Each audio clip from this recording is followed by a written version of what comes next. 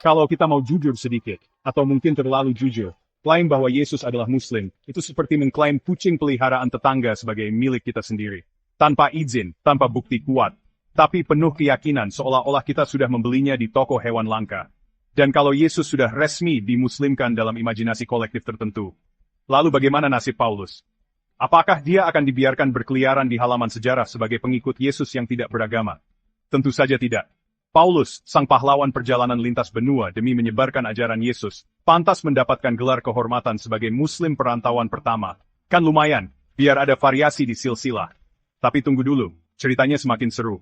Kalau Abraham, Musa, Daud, dan seluruh Nabi Israel bisa diklaim sebagai Muslim, hanya karena mereka menyembah Allah Abraham, Ishak, dan Yakub, maka logikanya harus adil dong.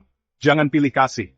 Paulus jelas-jelas setia pada Yesus sampai mati, bahkan rela digebuki di penjara, dan akhirnya dieksekusi demi nama Tuhan. Bukankah ini level kesetiaan yang patut diacungi jempol? Mungkin Paulus ini malah versi pertama dari mujahid spiritual.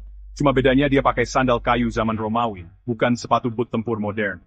Dan hey, kenapa berhenti di situ? Kalau semua Nabi Israel bisa diklaim sebagai Muslim, lalu bagaimana dengan kami, umat Kristen? Kami juga menyembah Allah Abraham, Ishak, dan Yakub loh.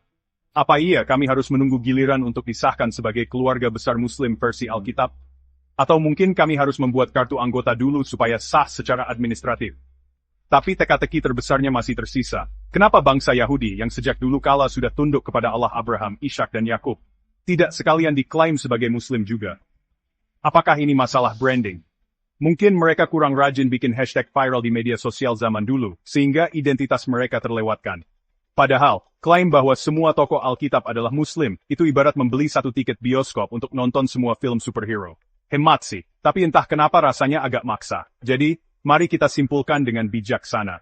Jika semua tokoh besar dalam sejarah agama-agama Ibrahimik harus dimasukkan ke dalam satu label besar bernama Islam, maka selamat datang di dunia di mana semua orang ternyata bersaudara, kecuali mereka yang masih ribut soal siapa duluan.